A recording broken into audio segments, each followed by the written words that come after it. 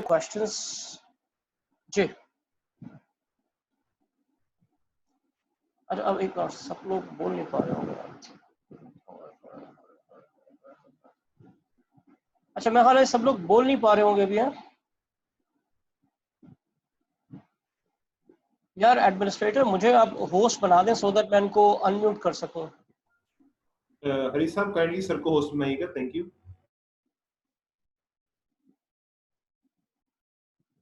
अवैध साहब मुझे आपको होस्ट बना दें सर। मैं आपको बना देता हूँ।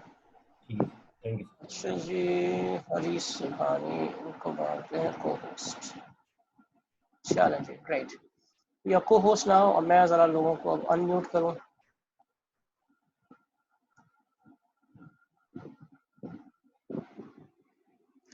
अच्छा जी प्लीज़ एक्ट रिस्पॉन्सिबली। आप लोगों के माइक ऑन होते जा रहे हैं तो आप उन्हें खुद ऑफ करें और जब ज़रूरत हो तो डू आस्क क्वेश्चन, ओके। और मैंने अभी ये कहा कि कल अगर आपको कोई इशू था तो आप लोग अपना कोई भी टॉपिक कल में से सवाल पूछ सकते हैं।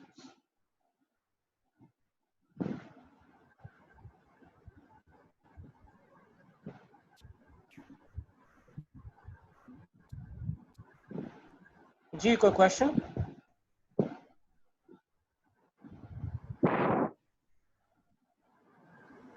जी खासा लोग आर अलाउड टू टॉक।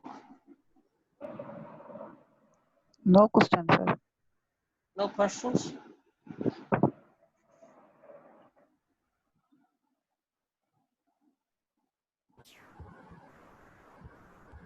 यार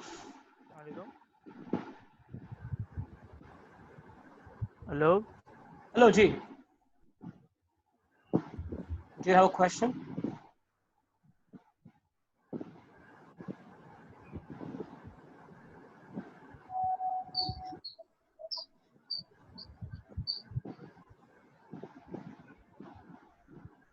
अस्सलाम वालेकुम। जी वालेकुम सलाम। सर ग्रुप से रिलेटेड बात करनी थी आप। ग्रुप वाला मसला ये है कि मैंने नंबर शेयर कर दिया था, मेरे पास एक और ग्रुप भी आ गया मुल्तान का, तो ग्रुप्स आए जा रहे हैं तो I don't know how to manage it. तो मैंने उस ग्रुप के अंदर ना आप लोगों का नंबर दे दिया था इसी ग्रुप का, क्योंकि इसमें कुछ 100 लोग हैं, let everybody be in the same group. अच्छा सर, मेरी सर अजीम से बात हुई थी, वो हेड ऑफिस के मैनेजमेंट में होते हैं। उन्होंने मुझसे कहा था कि सर अवैध से कहो कि वो अपना खुद एक ऑफिशियल ग्रुप बना लें। It's too difficult. अब फिर एक काम करते हैं, एक काम क्या करें, काम ये करते हैं, यही जो ग्रुप बना हुआ है ना, मैं इसी ग्रुप अब इस ग्रुप का एडमिनिस्ट्रेटर कौन है? आप हैं? नहीं सर। यार मुझे ये भी नहीं पता ना कि अच्छा ठीक है, मैं करता ये हूँ कि मैंने अपना नंबर तो शेयर किया था आप लोगों से। नंबर दोबारा शेयर कर दें। हेलो, मेरी आवाज आ रही है? जी आवाज आ रही है। सर काइंडली अपना नंबर दोबारा शेयर कर दें। मैं कर रहा हूँ।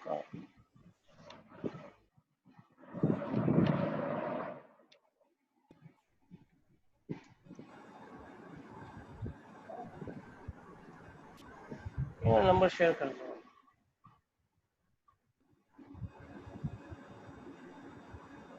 Thank you so much sir. अच्छा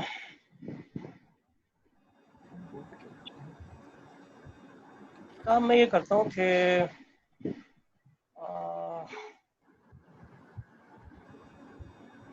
सर वो अफान भट्ट है ना, कि अफान भट्ट हमारी क्लास में, उन्होंने नंबर लिया था आपसे ना, वो उन्होंने शायद ग्रुप बनाया होगा। नहीं, एक ग्रुप है, ये किसका नंबर है? 032144844131।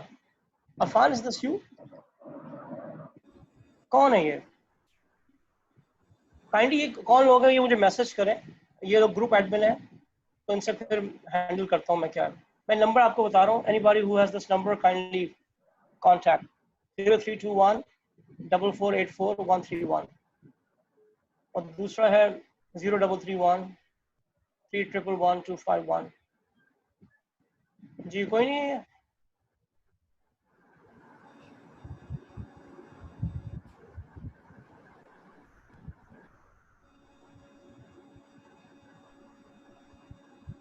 मैं ग्रुप में मैसेज कर रहा हूँ कि ग्रुप एडमिन्स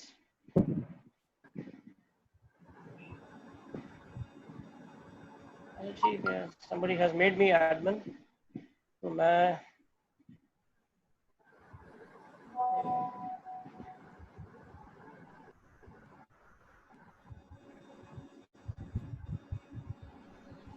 ठीक है, मैं क्लास के बाद इसको करता हूँ कुछ, अभी तो क्लास हम कर लें, ऐसे बहुत देर हो गई है। तो आई आस्क्ड कि कल के कोई क्वेश्चन है, तो people said there is no question, तो हम आगे चलते हैं।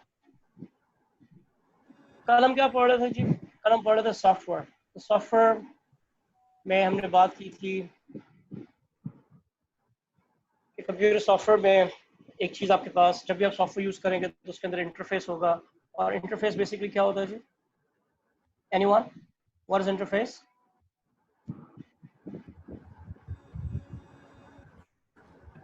इंटरफेस इज द कनेक्शन, आप सिस्टम से कैसे बात करेंगे, दिस इज कॉल्ड इंटरफेस, ठीक। और आजकल जो इंटरफेस है हमारे पास, that is GUI, graphic user interface.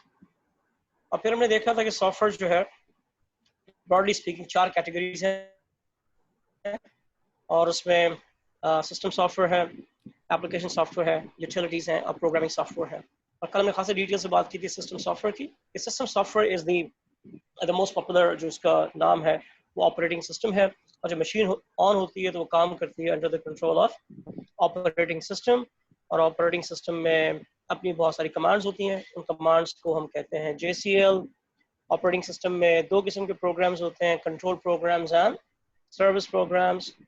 और ये 8 सर्विस प्रोग्राम कंट्रोल प्रोग्राम्स जो हैं, these are the most important one. Bootstrap loader program, process management, memory management, ठीक। फिर हमने कुछ और कैपेबिलिटीज भी देखी थी ऑपरेटिंग सिस्टम में, and this is where we ended up. Sir ji sir, ये प्रोटेक्शन वाले बता देंगे आप?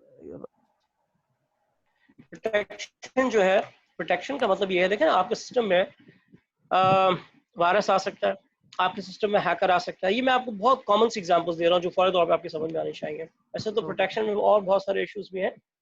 तो आपके सिस्टम में खुदा न खासा वायरस आए या कोई हैकर आए, तो उससे प्रोटेक्शन के लिए आपके पास ये प्रोटेक्शन सिस्टम काम करता है, ठीक है जी। Okay sir. ये वायरस क्या है? वायरस, अच्छा वायरस क्या है, ये बड़ा अच्छा सवाल है। वायरस पे हमारा एक लंबा डिस्कशन होगा जब हम बात करेंगे लॉजिकल थ्रेट्स की, ठीक है। लेकिन फिलहाल एक छोटी सी चीज, a virus is basically a software, ठीक है। वायरस एक सॉफ्टवेयर है, और एक ऐसा सॉफ्टवेयर है कि जो लिखा जाता है मिलिशियस पर्पसेस के लिए, यानी इसका काम होता है सिस्टम को खराब करना, सिस्टम को स्लो करना, सिस्टम का डेटा उड़ाना, ठीक। सर ये Basically आपने ये प्रोनाउंस किया वायरस, तो ये वायरस है या वायरस है? इसका असल इट्स प्रोनाउंसिएशन वायरस, क्या है? वायरस, वायरस, मैं वायरस ही कह रहा हूँ, वायरस। तो ये सॉफ्टवेयर बेसिकली लोगों को तंग करने के लिए है, और इसके बहुत सारी किस्में हैं, बहुत सारी चीज़ें हैं। तो जब हम लॉजिकल थ्रेट्स पढ़ेंगे, सिक्योरिटी से पढ़ेंगे सिस्टम की, तो ये सारी बातें डिटेल से पढ़ लेंगे, ठीक है। लेकिन वैसे अगर आप कहना चाहें तो ये वायरस भी एक सॉफ्टवेयर है, लेकिन जाहिर है कि एक ऐसा सॉफ्टवेयर है जो आपने लिखा है नेगेटिव कामों के लिए, ठीक है।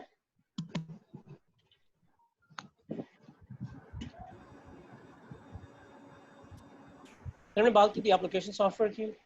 हमने देखा था कुछ होते हैं जनरल पर्पस, जो हर फील्ड के लोगों के लिए हैं, और कुछ होते हैं किसी खास फील्ड के लोगों के लिए, these are called application specific.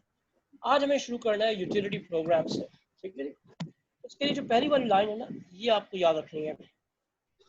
तो यूटिलिटी प्रोग्राम्स और utilities are a group of miscellaneous programs that perform various functions, ठीक है जी।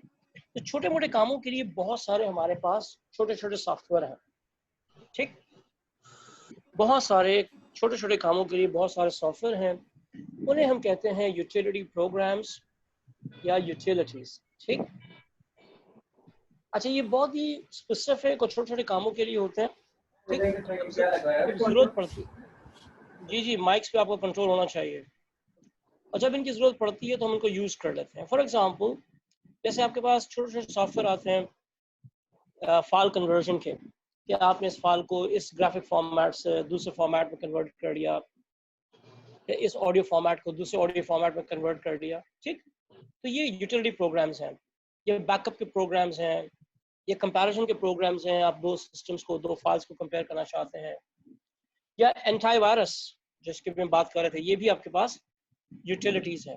तो खास चीज क्या है कि बहुत सारे हमारे पास छोटे छोटे सॉफ्टवेयर है जो जरूरत पड़ने पे हम यूज करते हैं, and these are basically called utility programs. अच्छा, मजे की बात है, अब बहुत सारे यूटिलिटी प्रोग्राम्स जो आते थे पहले अलग अलग, वो बहुत सारे बिल्ट इन हो गए ऑपरेटिंग सिस्टम के अंदर। विंडोज ने बहुत सारे यूटिलिटी प्रोग्राम्स को अपने अंदर शामिल कर लिया as service programs, as service program. क्या ये बात लोगों को समझ आती है जी? एवरीवन जी, क्या सब लोगों को ये बात समझ आती है? समझे रेज़ान अब्दुल मजीद जी, क्या मसला है?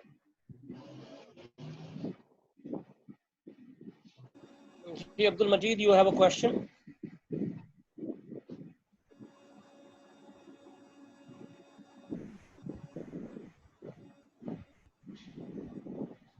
जी अब्दुल मजीद, आपको you are allowed to talk, बोलें, कोई सवाल है आपका?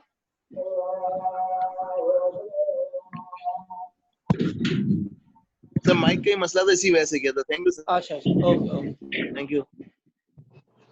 चलिए जी, तो यूटिलिटी प्रोग्राम्स की बात हो गई।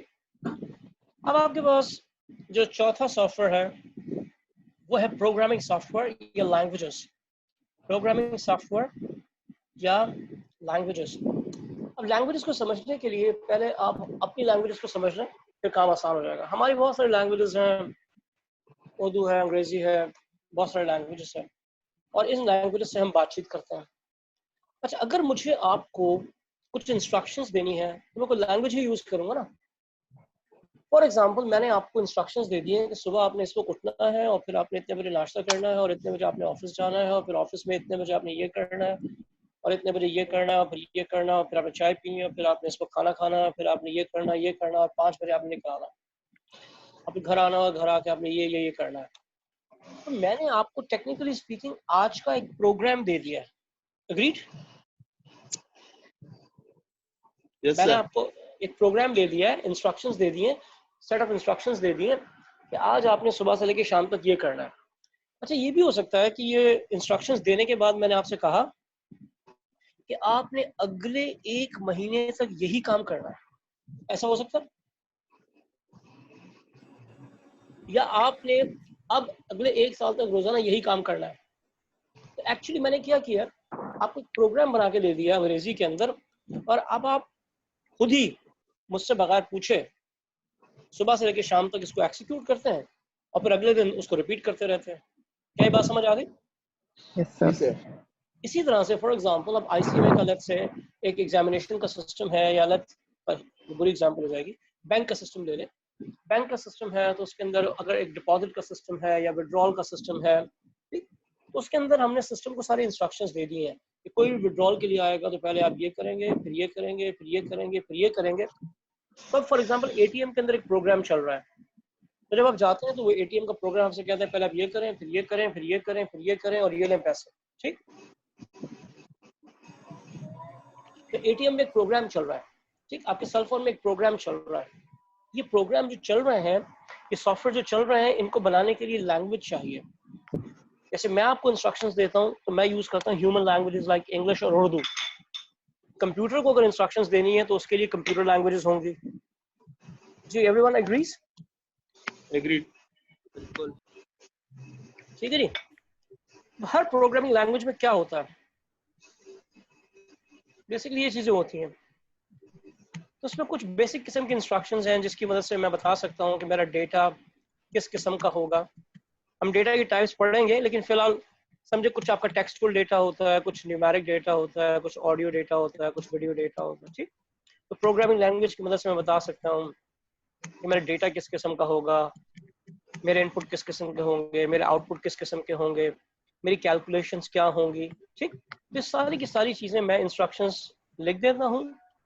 ठीक, और ये इंस्ट्रक्शंस लिखने के बाद मेरा प्रोग्राम रेडी हो जाता है, और फिर जब मैं इसको एक्सिक्यूट करता हूँ तो वो स्टेप बाय स्टेप चलता है, वो सारा का सारा काम कर लेता है। जिस तरह से हमारी लैंग्वेजेस के अंदर वोकैबुलरी है, ग्रामर है, कंप्यूटर लैंग्वेजेस की अपनी वोकैबुलरी है, अपनी ग्रामर है। इसीलिए आपने देखा होगा कुछ लोग कहते हैं यार मैं प्रोग्रामिंग सीख रहा हूँ, मैं सी लैंग्वेज सीख रहा हूँ।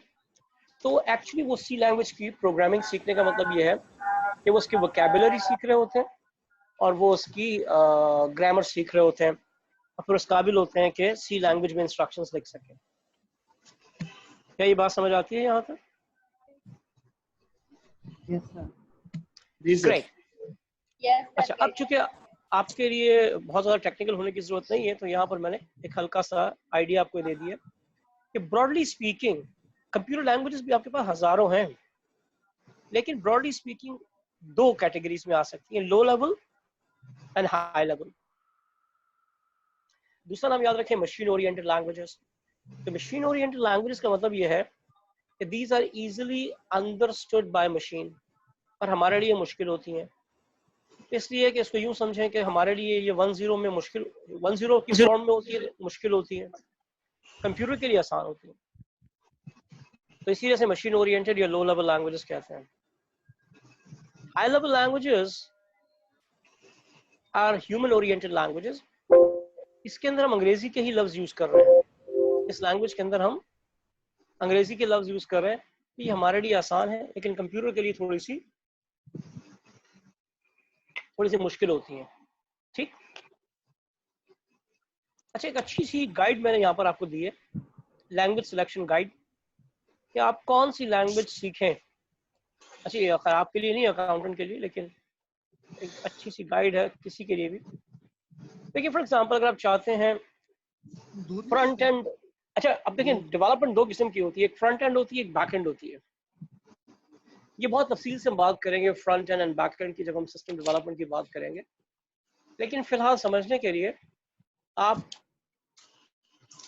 में से कितने लोगों ने कभी किसी बैंक की वेबसाइट पे जाके कुछ ट्रांजैक्शन किया? जी जी किए हुए हैं सर।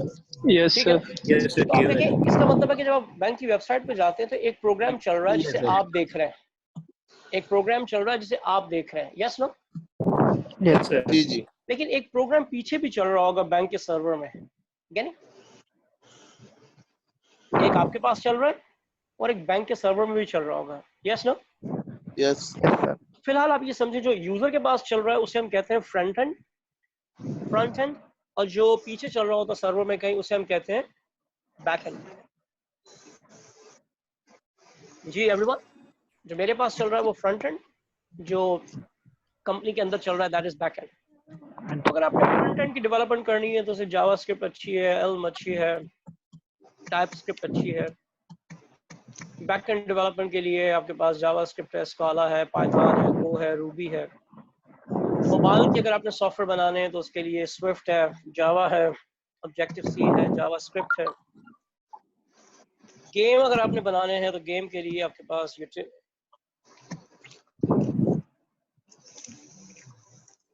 यूनिटी एक अच्छी लैंग्वेज है, टाइपस्क्रिप्ट अच्छी लैंग्वेज है। अगर आपने अपने डेस्कटॉप कंप्यूटर के लिए कुछ प्रोग्राम बनाने हैं तो उसके स्काला है, गो है, पाइथन है। और अगर आपने सिस्टम प्रोग्रामिंग करनी है तो गो एंड रस्ट। तो ये सिर्फ एक आपके आइडिया के लिए है, थोड़ी टेक्निकल चीज़ है, इसे मैंने आपके लिए आइडिया के लिए दी है। इसकी एज सच कोई एग्जामिनेशन इम्पोर्टेंस नहीं है। ठीक जी, यहाँ तक सब लोग साथ हैं जी? अगर यहाँ तक क्लियर है तो फिर हम नमाज का ब्रेक ले लेते हैं, ठीक है? लाहौर वालों के लिए और बाकी जगहों के लिए तो खासी देर हो रही, ठीक? तो take 15 minutes break quickly for namaz and come back. Thank you. जी sir. Yes sir.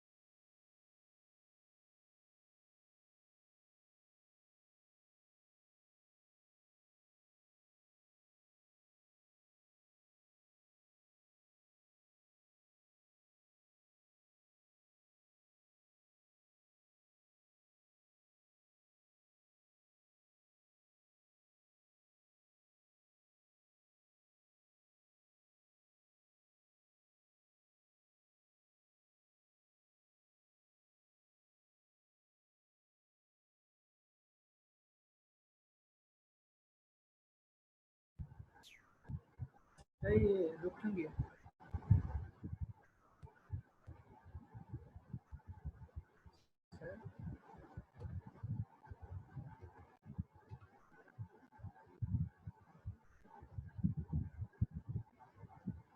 I'm back. Please continue करें. Thank you.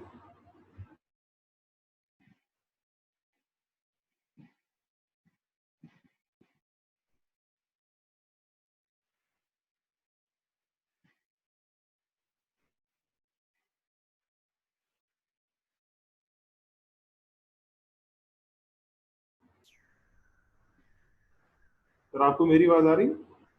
जी मुझे आपकी आवाज आ रही है, बस मैं again for some people they're not allowed to talk.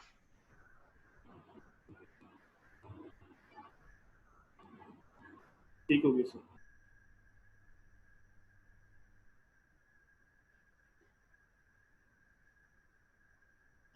अस्सलाम वालेकुम सर. जी वेलकम. सर मैं फ़ान बोल रहा हूँ. सर ये मैं पूछना था, आप बुक कौन सी शेयर करेंगे व्हाट्सएप में और कब करेंगे? यही जो हम पढ़ रहे हैं, असल में ग्रुप का डिसाइड नहीं हुआ, मैं कहाँ शेयर करूँ? सर ये जो MIS में है उसमें काफ़ी सारे स्टूडेंट्स पूछ रहे हैं, हाँ आप हाँ, उस मैं पे उसमें शेयर शेयर कर कर दें. दूंगा. अभी मैंने कर देता हूँ उसमें. अभी मुझे उसमें किसी अ, एडमिन भी बना दिया, तो मैं उसमें कर देता हूँ. यस सर क्लास ठीक के है. बाद थैंक इंशाल्लाह यू. do that. चलें सर, थैंक यू.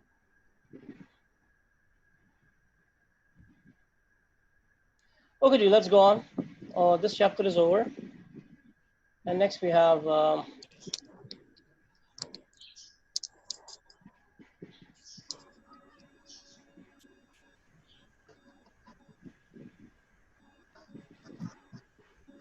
इसी पॉइंट नंबर 2 का G पॉइंट है नेटवर्क आर्किटेक्चर. ऐसे एक टॉपिक अपने तौर पे भी अहम है, प्लस इसकी अहमियत बहुत ज़्यादा है जब आप ऑडिट पे जाएंगे, बिकॉज अगेन जब आपने IT का ऑडिट करना होगा तो you have to have knowledge of these things.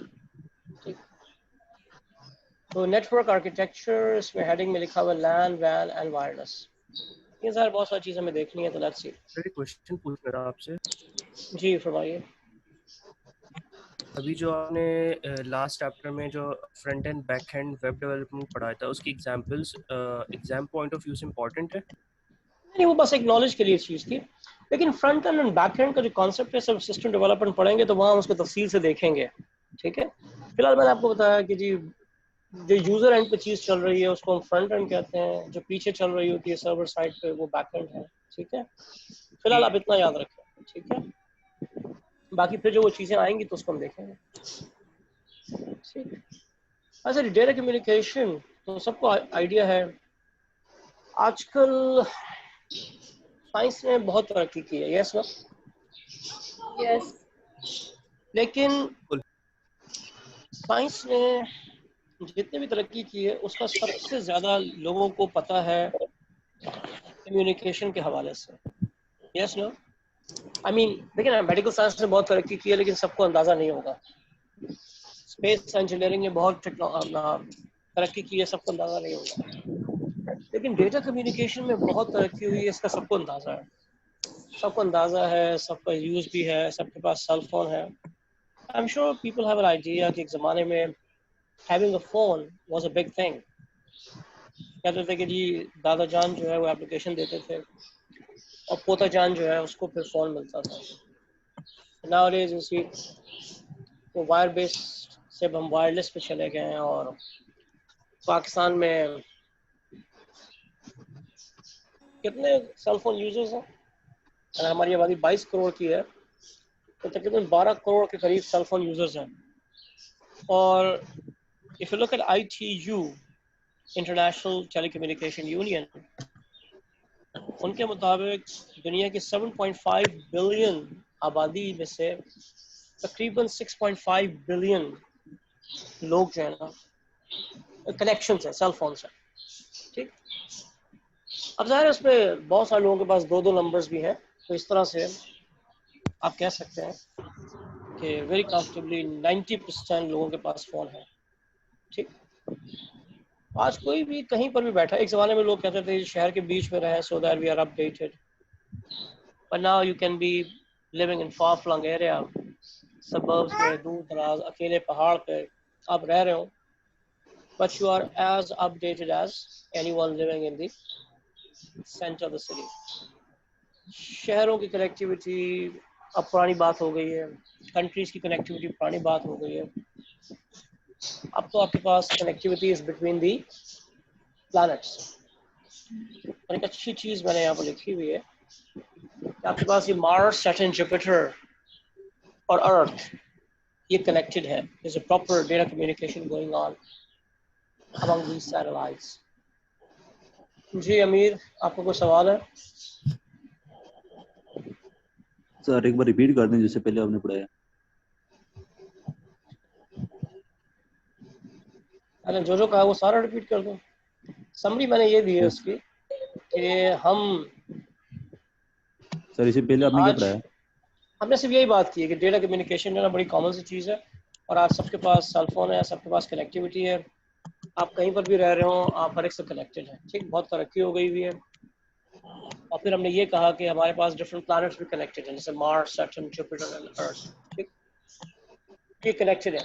और अब आप देखें कि यानी आप कनेक्टिविटी का मतलब है कि वहाँ पर भी इंटरनेट एक्सेस कर सकते हैं। ठीक, और अब आप पानी के नीचे भी इंटरनेट को एक्सेस कर सकते हैं।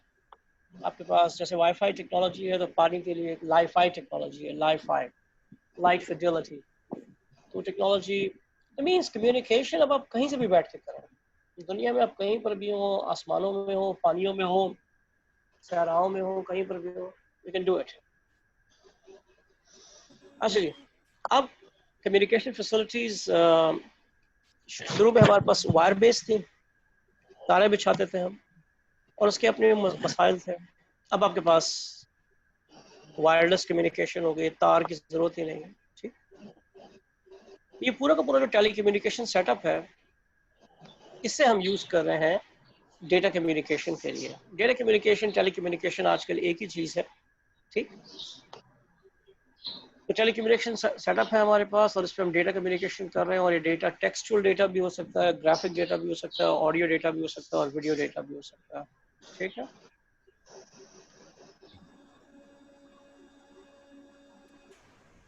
अच्छा अब आपके पास ये चीजें हैं कि जी लैन है, मैन है, वैन है, इन सब का जिक्र आगे आ रहा है।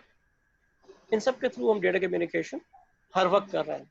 और आजकल चूंकि आपके पास सेल फोन है तो सेल फोन में आपको पता है कि आप कॉल्स तो कर रहे हैं। कॉल्स करने का मतलब है कि वॉइस डेटा आ रहा है, जा रहा है। फिर अगर आपके पास इंटरनेट फैसिलिटी है तो फिर आप उस पर बाकी और चीज़ें भी भेज सकते हैं। अदरवाइज अगर सिंपल फ़ोन कनेक्शन भी है तो उस पर आप टेक्स्ट और वॉइस तो भेज ही सकते हैं। और अगर इंटरनेट कनेक्शन हो तो फिर आप ऑडियो वीडियो भी भेज सकते हैं। अच्छा, डेटा कम्युनिकेशन बिल्कुल ऐसे ही होती है जैसे नॉर्मल कम्युनिकेशन होती है। अच्छा, नॉर्मल कम्युनिकेशन आपने पढ़ी है तो आपको पता है कि नॉर्मल कम्युनिकेशन में जो ह्यूमन कम्युनिकेशन है उसमें एक सेंडर होता है। फॉर एग्जांपल अभी मैं सेंडर हूँ, आप रिसीवर्स हैं।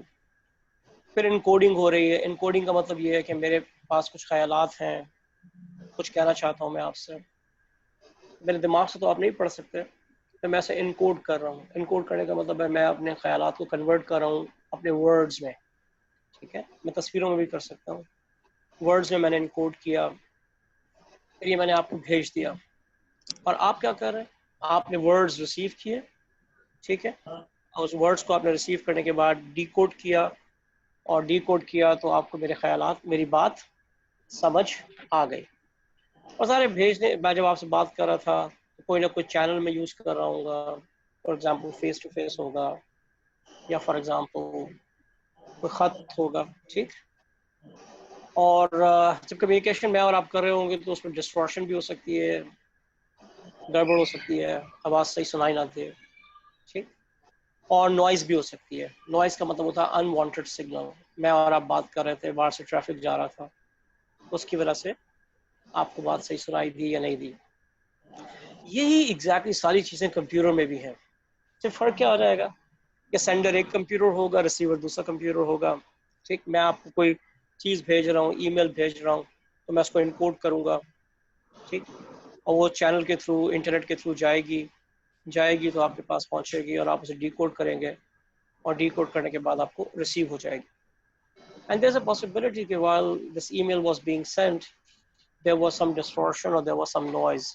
ठीक, अच्छा डिस्टॉर्शन और नॉइज की एक अच्छी मिसाल जो सब लोगों ने देखी होगी, वो आपको टेलीफोन लाइन पे अक्सर डिस्टॉर्शन आ जाती है, डिस्टॉर्शन या नॉइज जो है वो टेलीफोन लाइन पे आ जाती है। या बाज़ औक़ात आप जब डेटा डाउनलोड कर रहे होते हैं कोई और डेटा सही डाउनलोड नहीं होता, उसमें भी बहुत सारे रीजंस हो सकते हैं, डिस्टॉर्शन या नॉइज हो सकती है। क्या यहाँ तक चीज़ें क्लियर हैं? Yes, sir. जी everyone? Yes, sir, clear. Right. अच्छा कुछ लोगों ने सर ये ज्वाइन किया जी। सर ये डेटा कनेक्शन में जो आपने बोला है ना कि डिस्टोर्शन होती है, तो ये कंप्यूटर में किस टाइप की हो सकती है? कंप्यूटर में तो नॉइस वगैरह नहीं हो सकता, तो कोई और क्यों नहीं हो किस्म सकता? होगी? अभी रुक जाए अभी आ रहे हैं, बात आ रही है इसकी, जिक्र आ रहा है अभी, ठीक है, बात करते हैं इसका। अच्छा जी, अब आप देखें, ये अभी आपके जवाब इसमें आ भी जाएगा। यहाँ पर एक अच्छी चीज लिखी है कि जब आप एक लेटर भेजते हैं तो लेटर कैसे भेजते हैं। अब आप समझें कि अगर मैं आपको एक लेटर भेजना चाह रहा हूँ तो मैं लेटर लिखता हूँ, this letter is my data, ठीक है। फिर इस लेटर को मैं डालता हूँ एक एनवलप में, ठीक है। उस एनवलप के एक साइड पे मैं लिखता हूँ अपना एड्रेस, सेंडर एड्रेस, और दूसरी साइड पे मैं लिखता हूँ आपका एड्रेस, रिसीवर एड्रेस, ठीक है जी। ये एक पैकेट तैयार हो गया। अब ये पैकेट मैं भेजूंगा, इस पैकेट को मैं डाल देता हूँ पोस्ट ऑफिस के नेटवर्क में, और पोस्ट ऑफिस के नेटवर्क में मैंने डाल दिया। पोस्ट ऑफिस वाले क्या करेंगे, इससे वो तमाम लेटर्स को जमा करेंगे, सॉर्ट करेंगे, वो देखेंगे कौन सा लेटर पाकिस्तान के बाहर के हैं, कौन से पाकिस्तान के अंदर के हैं, कौन से कराची के हैं, कौन से लाहौर के हैं, सबको अलग अलग करेंगे, और अलग अलग करने के बाद वो फिर उनको भिजवा देंगे, ठीक। फॉर एग्जांपल लेटर लाहौर के लिए था तो यहाँ से लाहौर चला जाएगा, तो लाहौर के पोस्ट ऑफिस में जाएगा, और वहाँ से फिर एक बंदा वो लेटर लेकर आपके घर पर आ जाएगा। जी, क्या यहाँ पर सब लोग क्लियर है मेरे साथ? Yes, sir, clear. अच्छा जी, अब यही सब कुछ कंप्यूटर में भी हो रहा है। मैंने यहाँ से एक ईमेल भेजी, वो ईमेल मेरे सर्वर में गई, वहां से आपके सर्वर में गई, और फिर आपके सर्वर से फिर आपके सिस्टम में आ गई, ठीक। तो बिल्कुल वैसा ही मैकेनिज्म है। लेकिन अब एक मसला आता है। मसला ये है कि फॉर एग्जांपल मैं आपको जो लेटर भेज रहा हूँ उसमें 50 पेजेस हैं। अब ये 50 पेजेस जो भेजने हैं मुझे, रिस्ट्रिक्शन ये आ गई है कि एक पैकेट में, एक एनवलप में 50 पेजेस आ नहीं सकते। एक एनवलप में, एक लिफाफे में 5 पेजेस आ सकते हैं। तो अब मैं क्या करूं, कैसे भेजूं आपको ये 50 पेजेस, कैसे भेजूं? जी एनीवन? क्या करूं? बड़ा एनवलप यूज करेंगे। नहीं, बड़ा एनवलप नहीं है मेरे पास, बस एक ही एनवलप का साइज है और उसमें 5 पेजेस आते हैं। 50 पेजेस भेजने, 10 अलग अलग करके भेजें। 10 अलग अलग करने, गुड। तो अब मैंने किया ये कि मैंने 10 पैकेट्स बना लिए। हर पैकेट में कितने पेजेस हैं? 5 पेजेस हैं, ठीक है जी। अब पैकेट में, हर पैकेट में 5-5 पेजेस हैं, 10 पैकेट बना लिए। लेकिन ये जब पहुंचेंगे तो हर किसी का टाइमिंग तो अलग अभी रुक जाना, पहले बात पूरी हो जाए तो फिर चीज क्लियर हो जाएगी। अब पैकेट मैंने बना लिए, और अब पैकेट पर मैं एक और चीज भी डालूंगा, दैट इज पैकेट नंबर। ये बात समझ आ रही है? अब एक तरफ मैं लिखूंगा सेंडर का एड्रेस, एक तरफ लिखूंगा रिसीवर का एड्रेस, और उसमें पैकेट नंबर भी डालूंगा। पैकेट नंबर इसलिए डालूंगा कि जब आपके पास पैकेट पहुंचेंगे, और चलें आप ही की बात ले लेते हैं, फॉर एग्जांपल ये पैकेट आपके पास आगे पीछे पहुंचे, क्या ये मुमकिन है कि लेटर्स आगे पीछे पहुंचे? बिल्कुल बिल्कुल मुमकिन है। तो अब ये लेटर अगर आगे पीछे पहुंचेंगे भी, फॉर एग्जांपल आपके पास लेटर नंबर, पैकेट नंबर 10 पहले आ गया, फिर 9 आ गया, फिर 1 आ गया, फिर 3 आ गया, फिर 5 आ गया। आप इंतजार करेंगे कि सारे पैकेट्स आ जाएं, जब सारे पैकेट्स आ जाएंगे, हो सकता है उसमें 3-4 दिन लग जाए। अब सारे पैकेट्स आ गए, इन सारे पैकेट्स को आप एक तरतीब में रखेंगे और फिर खोलेंगे, और जब आप इनको खोलेंगे तरतीब में, तो आपके पास सारे पेजेस तरतीब में आ जाएंगे। Yes no? जी जी यस सर। तो बस ठीक है, बस इसका मतलब है कि चीज़ हो गई। But there is a possibility, हो सकता है कि एक पैकेट कभी आए ही नहीं, वो कहीं मिसप्लेस हो गया, कहीं गिर गया, जब ला रहे थे रास्ते में गिर गया कहीं। ये बात समझ आई? मे बी पॉसिबल है? हाँ पॉसिबल है। पॉसिबल है ना? And this is called packet loss. This is called packet loss. अच्छा, पैकेट लॉस की मैं आपको कंप्यूटर की एग्जांपल भी दिखाता हूँ। अब ये बताएं कि कभी आपके पास ऐसा हुआ है कि किसी ने आपको ईमेल भेजी हो और वो ईमेल आपके पास इनकम्प्लीट आई हो? सर सर कभी नहीं हुआ होगा ऐसा, कभी नहीं हुआ। Almost impossible. ठीक है, तो इसका मतलब है जितने भी पैकेट किसी ने भेजे होंगे ना, सारे के सारे पैकेट आपके सर्वर में आए होंगे, छुए होंगे, और फिर आपको पता चला कि आपके पास एक मेल आई है और आपने खोला तो सारे के सारे पैकेट्स वहीं पे थे और आपको पूरा मैसेज मिला। ऐसे ही? जी सर ऐसे ही होता है। लेकिन अब आप याद करें एक मजे की चीज, आज से कोई 8-10 साल पहले तक आपके पास एक एसएमएस आया। अच्छा, एसएमएस आया, आपने पढ़ा तो उसके नीचे लिखा हुआ था सम टेक्स्ट मिसिंग। जी, किसी को याद है ऐसी कोई चीज? हाँ डॉज में भी होता था, मैसेज में भी आता था। Yes sir. ठीक है ना, तो इसका मतलब ये सम टेक्स्ट मिसिंग का मतलब ये है कि वो पैकेट मिस हो गया। ठीक। अच्छा, कभी ऐसा भी हुआ होगा कि आप मैसेज पढ़ रहे थे और अचानक से आपके सेल फोन ने कहा अपडेटिंग, और अपडेटिंग का मतलब है वो दूसरा पैकेट अभी तक नहीं आया था, वो आ गया और वो उसको कनेक्ट करता है और आपको पूरा मैसेज मिल जाता है। ठीक। आजकल आपके पास कोई इनकम्प्लीट मैसेज भी नहीं आएगा, लेकिन शुरू में जब ये टेक्नोलॉजी थी तो इसमें कुछ इश्यूज थे, तो आज से 8-10 साल पहले तक कई दफा ऐसा होता था कि जो टेक्स्ट था वो कंप्लीट नहीं आता था। I'm not saying हमेशा कंप्लीट आते हैं कभी कभार। अच्छा, मुझे अभी का एक्सपीरियंस तो नहीं है, there is a possibility, बिल्कुल हो सकता है, there is a WhatsApp possibility। पे वो कहते हैं कि जो है ना दिस मैसेज में टेक सम टाइम, उसके बाद लोड ही नहीं होता वो। अच्छा हाँ, व्हाट्सएप पे बिल्कुल आपने एक्सपीरियंस किया होगा, राइट। बाज़ का कह रहा था चेकिंग फॉर मैसेजेस और वेटिंग फॉर मैसेजेस, लेकिन फिर वो आते नहीं है। तो देयर इज अ पॉसिबिलिटी ना, this is called packet loss. This is called packet loss. अब सवाल ये है कि मैंने आपसे कहा कि पैकेट बनेगा और पैकेट के अंदर जो है 5 पेजेस आएंगे, तो इसका मतलब है कि कोई ना कोई रूल्स हैं, कोई ना कोई रूल्स हमें फॉलो करने पड़ेंगे, और ये रूल्स कहलाते हैं प्रोटोकॉल्स। कैसे पैकेट बनेगा, कैसे आएगा, कैसे जाएगा, कैसे कनेक्ट होगा, ये कहलाता है प्रोटोकॉल।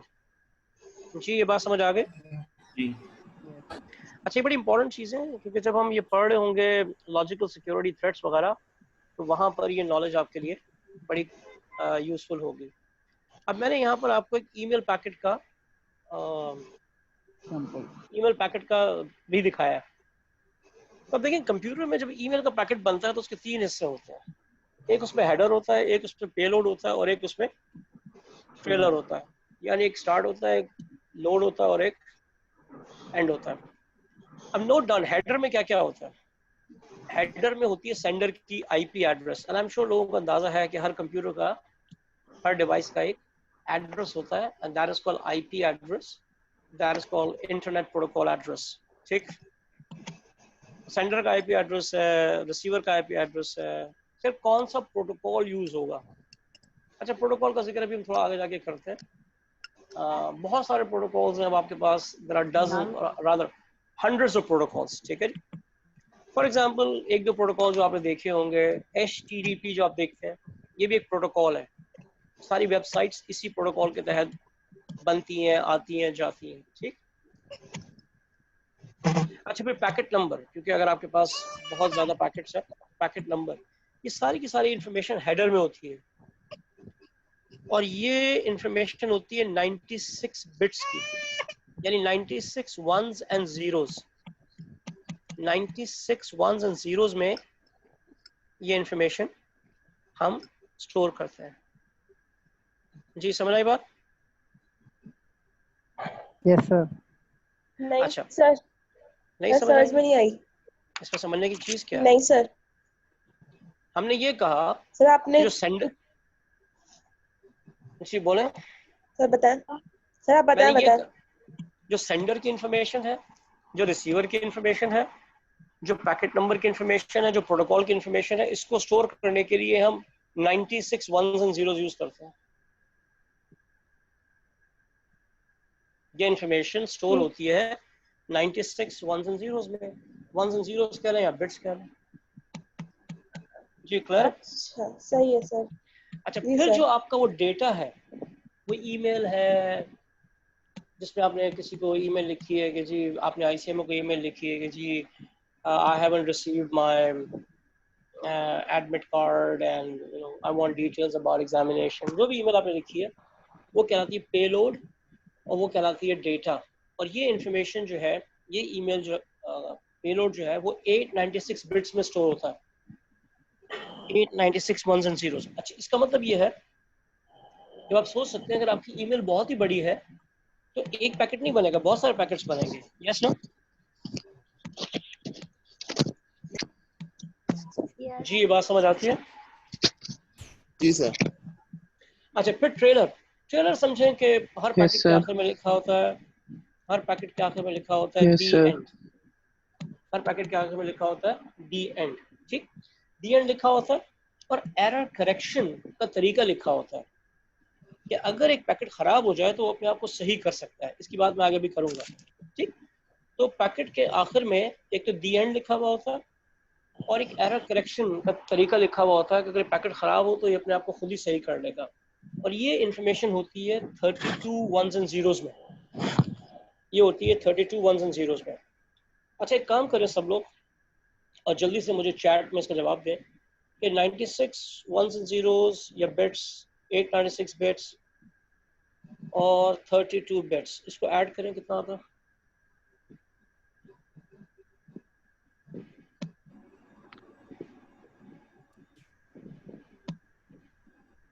128 1 128 128 128। आर यू श्योर 128 आएगा? सर 96 1024 कितना आ रहा है? 1024 1024। Very good. तीनों को 1024 हो रहा है, तीनों को ऐड करें। 1024 आ रहा है। अच्छा अब थोड़ा सा हम रिस्क ले लेते हैं एक बात करने का। 1024 बिट्स है। Yes sir. 1024 बिट्स है। 1024 वंस एंड जीरोस है। एम आई राइट? Yes sir. अब एक जो कैरेक्टर होता है ना, कैरेक्टर का मतलब है कोई भी अल्फाबेट, और ये नॉलेज आपके पास आगे डेटाबेसेस में काम आएगी, इसीलिए मैं बात कर रहा हूँ। कोई भी कैरेक्टर, कैरेक्टर का मतलब है अल्फाबेट या नंबर या कोई special character like dollar sign या परसेंटेज। ये एक कैरेक्टर मिलकर बनता है 8 बिट्स। एक कैरेक्टर मिलकर बनता है 8 बिट्स से। इसीलिए हम ये भी कहते हैं कि 8 बिट्स मेक 1 कैरेक्टर और 1 बाइट। 8 बिट्स मेक 1 कैरेक्टर और 1 बाइट। जी मदनी, क्या क्वेश्चन है आपका?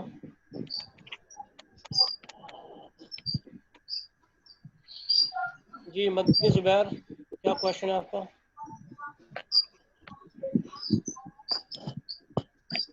ओके, तो 8 बिट्स मिलकर बन जाती है 1 बाइट या 1 कैरेक्टर, और 1 कैरेक्टर का मतलब है कोई एक अल्फाबेट या कोई एक नंबर या कोई स्पेशल कैरेक्टर।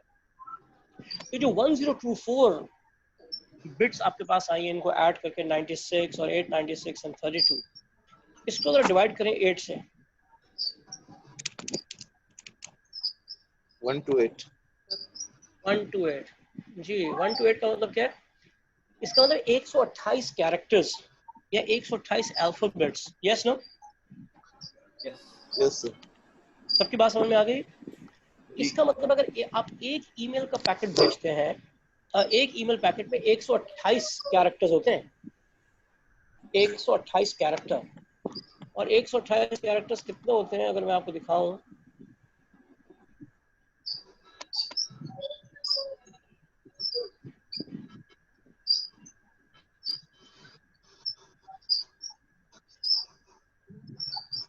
एक 128 कैरेक्टर्स कितने होंगे? एक छोटा सा मैसेज होगा सर, यस नो?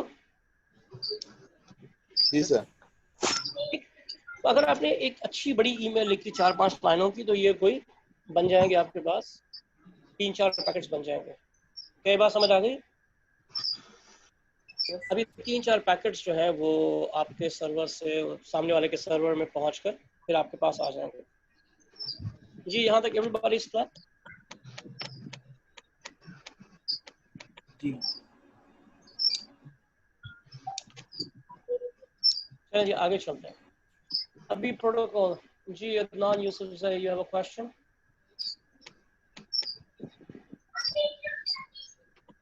जी अदनान यूसुफ से आपका क्वेश्चन है कोई? You're allowed to talk. Do you have a question? आप MCQs की प्रैक्टिस करवाएंगे? MCQs क्या होते हैं?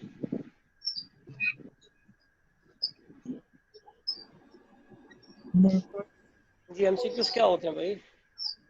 मल्टीपल चॉइस क्वेश्चंस जो पेपर में आएंगे। अच्छा, जो पेपर में आएंगे। तो ये बताएं सर, यही माइक डिस्कनेक्ट हो गया था उसके लिए क्या? अच्छा ठीक है। तो बात ये है कि आपको MCQs का फिक्र है, लेकिन MCQs को आंसर करने के लिए जो नॉलेज है उसका फिक्र है आपको? सर उसका भी है यार, पहले ये पढ़ तो लेना जिस नॉलेज पे MCQ बनेगा। यानी मैं आपको इस वक्त इंतहाई टेक्निकल चीज़ एक समझा रहा था और मैंने आपसे कहा ये आगे भी बहुत यूज़ आएगी, आपने फ़ौरन MCQ का सवाल कर लिया। तो जवान, मेरा आपसे फर्स्ट टाइम इंटरेक्शन है, but let me now tell you कि हम जो ना पढ़ने में बिलीव करते हैं और हम हर चीज़ कवर करते हैं, ठीक है? आपने अगर अभी तक 2-3 लेक्चर्स अटेंड किए हैं तो आपने देखा होगा कि हमने माइन्यूटेस्ट डिटेल्स को भी एड्रेस किया है, ठीक? इसका मतलब है आपको एग्जाम पास करने के लिए जिस भी चीज़ की ज़रूरत है ना, इंशाल्लाह we will do all that. हाँ, आपकी जिम्मेदारी ये है कि आप फोकस करें जो आपको बताया जा रहा है, सिर्फ उस पर फोकस करें, ठीक है ना? MCQs होंगे, कब करने चाहिए, कैसे होंगे, कितने होंगे, जब आप उन पे आएंगे ना तो आपको उस पर भी मजा आएगा इंशाल्लाह, and you will have a very good grasp over it. लेकिन वो अगर आप सोच रहे हैं कि MCQ का रट्टा वट्टा वाली चीज़ होगी तो वो नहीं होगी। हम जाएंगे कॉन्सेप्ट पे, ठीक है जी? तो उस कॉन्सेप्ट को एस्टैब्लिश कर लें और thinking about the MCQs is I think very very very early, too early, ठीक है? इस नॉलेज को फोकस करें तो MCQs होंगे। मैं आपको एक अच्छा सा चैलेंज दे देता हूँ। आप लोगों के शायद वेबसाइट पे स्टूडेंट पोर्टल के अंदर MCQs पड़े हुए। ये जितना कोर्स हम करेंगे ना उसके बाद आप उसको कीजिएगा, and I'm telling you, you'll be able to do 95% without any trouble. I challenge this, ठीक है? So kindly focus on the पढ़ाई। अच्छा जी, coming to protocol. प्रोटोकॉल क्या होता है जी? प्रोटोकॉल का मतलब है, बड़ा आसान सा मतलब है, एग्रीड सेट ऑफ प्रोसीजर्स। कहीं पर भी अगर आपके पास कोई एग्रीड सेट ऑफ प्रोसीजर्स है ना तो वो प्रोटोकॉल कहलाता है। और सारा प्रोटोकॉल आपको बताता है कैसे किसी काम को करना है, इनिशिएट करना है, कंट्रोल करना है, टर्मिनेट करना है, ठीक? एक अच्छी सी एग्जांपल मैं आपको देता हूँ। आजकल आप चूंकि सुन भी रहे होंगे कि आपके पास मेडिकल के अंदर प्रोटोकॉल्स होते हैं।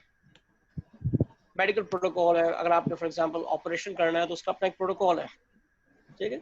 वो बताता है कि आपने कैसे स्टार्ट करना है ऑपरेशन को, क्या करना है, फिर क्या करना है और कैसे फिर आपने ऑपरेशन को एंड करना है।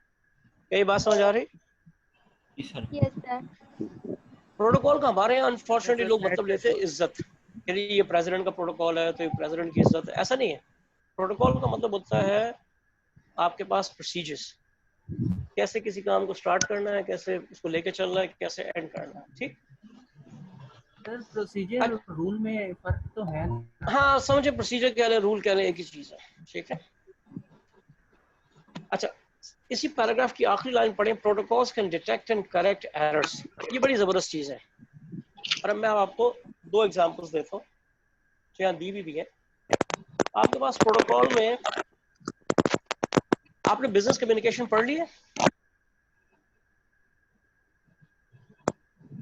जी, आप लोगों ने बिजनेस कम्युनिकेशन पढ़ ली है? अच्छा, बिजनेस कम्युनिकेशन में आपने क्या पढ़ा है? सिर्फ और सिर्फ प्रोटोकॉल्स पढ़े, अगर आप गौर से देखें। मैं सर मैंने नहीं पढ़ा। आपने नहीं पढ़ा तो इसीलिए मैंने एक और एग्जांपल भी दिया ट्रैफिक रूल्स की, पहले वो ले लें। Okay traffic sir. रूल्स पता है आपको? ट्रैफिक रूल्स पता है आपको?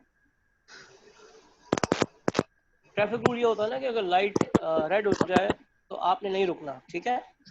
साइड में रुकना है, रेड पे रुकना है, ठीक है। अगर गाड़ी फॉर एग्जांपल पार्क हुई हुई है तो आप उसके बराबर में अपनी गाड़ी पार्क कर दें, राइट? ऐसे ही नहीं करें, ठीक है? तो ये प्रोटोकॉल्स है, ये प्रोटोकॉल है कि डबल पार्किंग नहीं करनी, ग्रीन पे चलना है, रेड पे रुकना है। तो अब हर कोई इन प्रोटोकॉल्स को फॉलो कर रहा है तो ट्रैफिक बड़ी नॉर्मल चलती रहेगी। Is this right? Yes sir. ठीक। अब फॉर एग्जांपल एक बंदा रेड सिग्नल पे नहीं रुकता, तो क्या ख्याल है, आपने एरर डिटेक्ट कर लिया? एरर डिटेक्ट हो गया कि रेड पे रुकना था और ये बंदा नहीं रुका, यस नो? तो इसका मतलब है आपने ये जो एरर डिटेक्ट किया है ये प्रोटोकॉल की मदद से डिटेक्ट किया है, यस नो? Yes sir. इसको हम करेक्ट भी कर लेंगे, प्रोटोकॉल में लिखा हुआ है कि अब इसको कोई ट्रैफिक पुलिस सर? ऑफिसर रोकेगा। जी सॉरी सर, मैं इंटरप्ट कर रही हूँ, पर आप प्लीज सबको बोल दें अपने माइक ऑफ कर दें, क्योंकि बहुत ज्यादा आवाज आ रही है और आपकी आवाज नहीं आ रही उस वजह से। अच्छा, माय गॉड, इसका मतलब है कि पीपल आर एक्टिंग इररिस्पांसिबली। इसका माइक जो है सब लोग ऑफ रखें, क्योंकि मैं कर देता हूँ ऑफ। यस सर, बहुत साउंड। ठीक ठीक। अब देख लें, मैंने आपको कल एक बड़ी अच्छी बात कही थी कि जब आप माइक ऑन रखते हैं तो फिर थोड़ा सा आपके जो घरेलू आवाज़ है ना वो भी आ रही होती हैं, तो वो आपकी चॉइस है। आप चाहते हैं कि आपके घरेलू हालात से सब लोगों की वाकफियत हो तो वो आपकी चॉइस। मैंने तो आपको कहा कि एक्ट रिस्पॉन्सिबली, जब ज़रूरत हो माइक ऑन करें, अदरवाइज ऑफ कर दें। जी, कुछ लोगों ने हाथ रेस किया। जी जी, वाइवो 1920 क्या है आपका? You are not allowed to talk. ये बड़ा मुश्किल काम है। जी ना, everybody is allowed to talk. जी बोलें। सर लास्ट में आपने पैकेट ईमेल एग्जांपल में जो 128 कैरेक्टर्स का थोड़ा सा उसको अगर बता देंगे, मतलब बाद में बता दें। देखिए, मैंने आपको ये बताया था सर प्रोटोकॉल कि एक पैकेट में कितनी बिट्स हैं? 96 बिट्स हैं।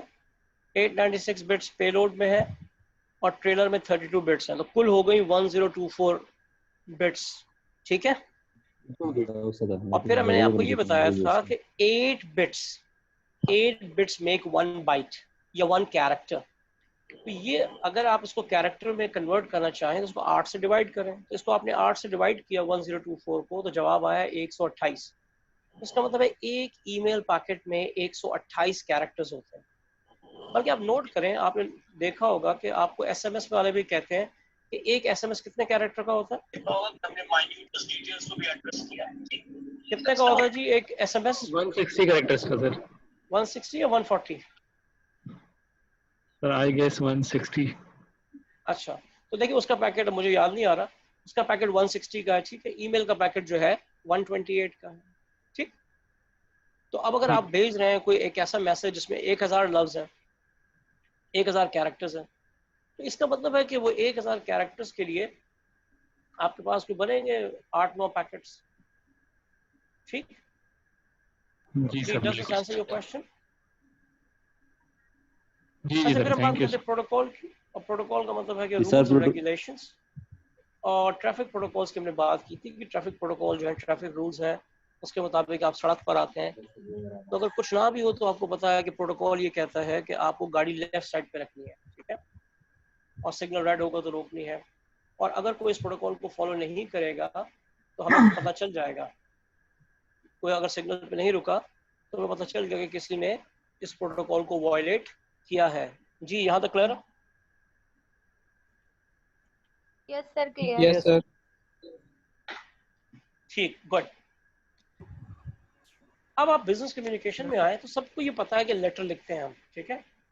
जब आपने लेटर लिखा था, फॉर एग्जाम्पल आपने मुझे एक लेटर लिखा, as per protocol, as per rule, as per procedure, अगर आपने लेटर मुझे लिखा है तो मेरा नाम ऊपर होगा और आपने जो लिखा है आपका नाम सबसे नीचे होगा।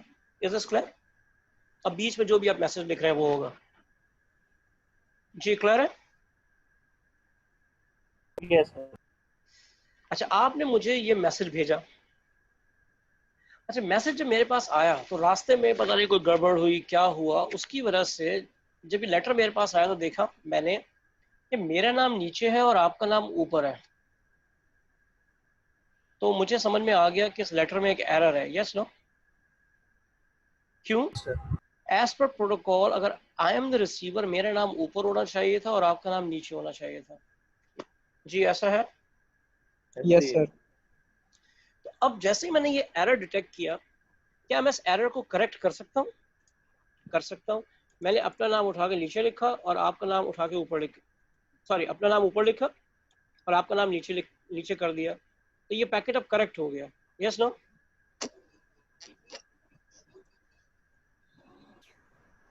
Yes sir. जी ये बात समझ आ गई? Sir yes.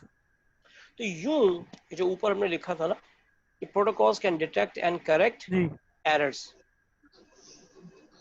जी बात क्लियर हो गई? जी क्लियर हो गई। जी सर क्लियर। अच्छा जी, अब कम्युनिकेशन के अपने प्रोटोकॉल्स हैं जो हम इस्तेमाल करते हैं इंटरनेट पे, एसएमएस में, टेलीविजन कम्युनिकेशन में, हर जगह पे। ये these are called communication protocols, ठीक है। तो कम्युनिकेशन प्रोटोकॉल के तहत कम्युनिकेशन इनिशिएट होती है, जाती है, रिसीव होती है, एक्नॉलेज होती है, ठीक। जी ये चीज़ क्लियर है? और अगर कोई गड़बड़ होती है तो वो अपने आप को सही भी कर लेता है। अच्छा, अब हर नेटवर्क के लिए प्रोटोकॉल अलग अलग है। हर नेटवर्क के लिए प्रोटोकॉल अलग अलग है। इसकी मिसाल मैं आपको ये देता हूँ कि फॉर एग्जाम्पल आप शहर में गाड़ी चला रहे हैं तो ट्रैफिक रूल्स थोड़े से डिफरेंट होते हैं। अगर आप हाईवे पे चला रहे हैं तो थोड़े से डिफरेंट होते हैं। Yes no? Yes sir. तो प्रोटोकॉल्स चेंज हो जाते हैं। और बड़ी मिसाल लें, फॉर एग्जाम्पल कि आप देखिए, मैं अगर गाड़ी चलाता हुआ पाकिस्तान से इंडिया चला जाऊं तो कोई इशू नहीं है, इसलिए कि हम लोग चलाते हैं गाड़ी रोड के लेफ्ट साइड पे और इंडियंस भी लेफ्ट साइड पे चलाते हैं, कोई इशू नहीं है। बट अगर मैं यहाँ से चाइना चला जाऊँ तो Chinese drive on the right hand side, तो उनके प्रोटोकॉल्स थोड़े से डिफरेंट हैं, तो हमारे प्रोटोकॉल्स थोड़े से डिफरेंट हैं। Yes no? एग्री। अब अगर मुझे पाकिस्तान से चाइना जाना है तो फिर मुझे प्रोटोकॉल्स को कन्वर्ट करना पड़ेगा। क्या ये बात समझ आ रही है? तो उसके लिए फिर एक डिवाइस होती है which is called protocol converter, ठीक है। तो इसी तरह से फॉर एग्जांपल अगर मैं डेटा भेज रहा हूँ सेल फोन से और ये जाना है किसी सुपर कंप्यूटर पे, अब सुपर कंप्यूटर के पास हो सकता है डिफरेंट प्रोटोकॉल हो, आपके सेल फोन में डिफरेंट प्रोटोकॉल्स हैं, तो बीच में प्रोटोकॉल कन्वर्टर होगा और वो प्रोटोकॉल कन्वर्टर जो है डेटा को कन्वर्ट कर देगा एक नेटवर्क फॉर्मेट से दूसरे नेटवर्क फॉर्मेट में। जी क्या ये बात समझ आ रही है? जी सर। यस सर आ गई। ठीक है, बिल्कुल राइट। चलो जी, अब नेटवर्क का जिक्र आ गया तो हम देख लेते हैं व्हाट इज नेटवर्क। तो नेटवर्क की एक अच्छी सी डेफिनेशन। जी बोलें सर। ये इंटरप्ट हो रहा था थोड़ा। कहाँ गड़बड़ है बताएं?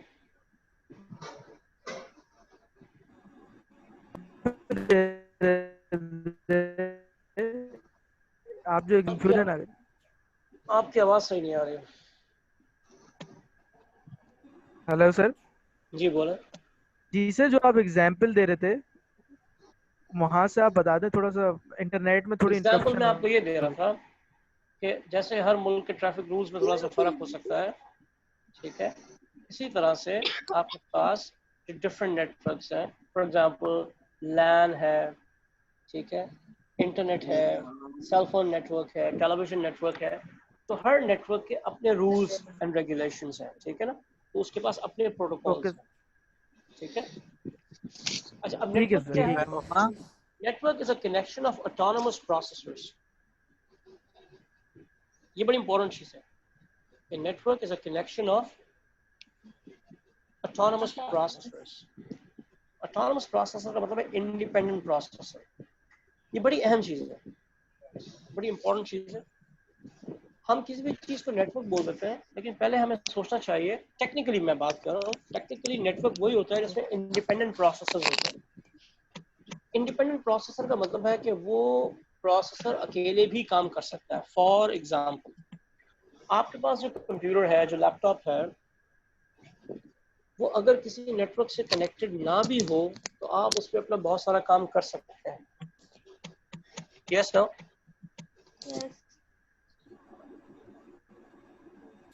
जी, ये बात समझ आती है? आप बहुत सारा काम कर सकते हैं, लेकिन अगर आप उसे किसी और नेटवर्क से कनेक्ट कर लेंगे तो उस नेटवर्क के जो फायदे हैं वो भी आपको मिलने लगेंगे, ठीक? तो ये आपका इसका मतलब है कि ये एक नेटवर्क है। लेकिन बाज़ वक़्त क्या होता है, जैसे आमतौर से हम सुपर कंप्यूटर्स हैं, मेन फ्रेम है, उसमें होता ही है, मेरा सुपर कंप्यूटर है,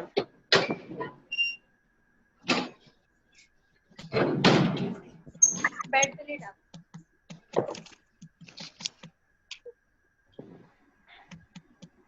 हेलो, लेकिन क्या आप लोगों ने ऐसा कोई सेटअप देखा है कि वहां पर बंदे के पास, अभी सेटअप आपको कम नजर आता है, कि जो यूजर्स हैं उनके पास सिर्फ कीबोर्ड और मॉनिटर है, कीबोर्ड और मॉनिटर है, वो कीबोर्ड से इनपुट कर रहे हैं और मॉनिटर पे आउटपुट कर रहे हैं।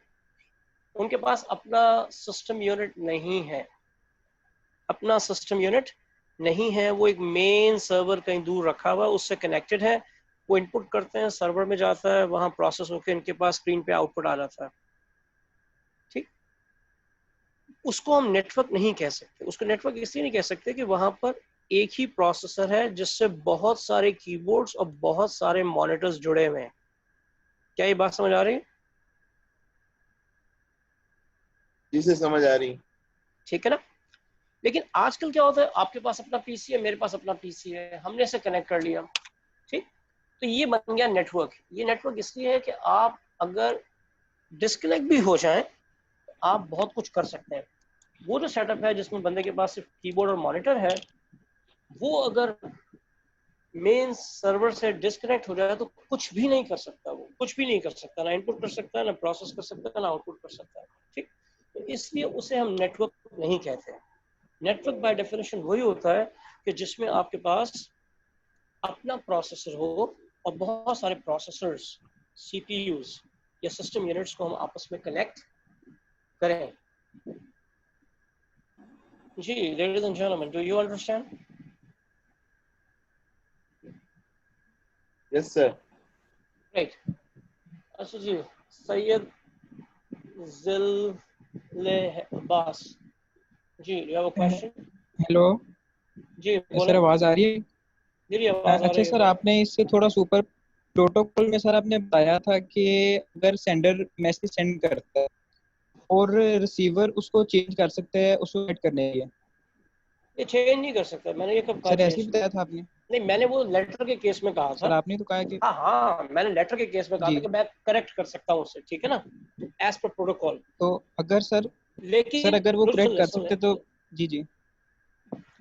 लेकिन आप ये तस्वीर देखें ना, इसमें क्या लिखा हुआ है। यहाँ मैंने क्या कहा था कि ट्रेलर के अंदर एक तो दी एंड होता है और दूसरा इसमें एरर करेक्शन का प्रोसीजर होता है।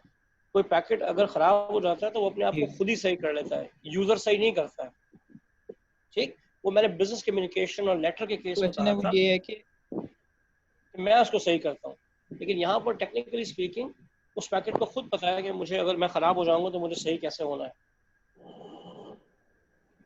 जी नहीं सर, वो तो बात आपकी ठीक है, लेकिन सर जो उसके जो दरमियान में सर जो असल जिसमें सारा मवाद होगा, जो हमारी बात होगी बिजनेस के मुतालिक, सर उसको तो चेंज ना वो कर सकता। यूजर नहीं चेंज कर सकता, बिल्कुल नहीं कर सकता, नहीं कर सकता। ठीक सर, यही मुझे मसला था। मैंने कहा अगर तो वो चेंज कर नहीं नहीं, सकते वो तो नहीं कर हमारी सकता, वो प्राइवेसी नहीं कोई कर ना रही, वो सकता। तो नहीं फिर नहीं, अलग बात लिखेगा।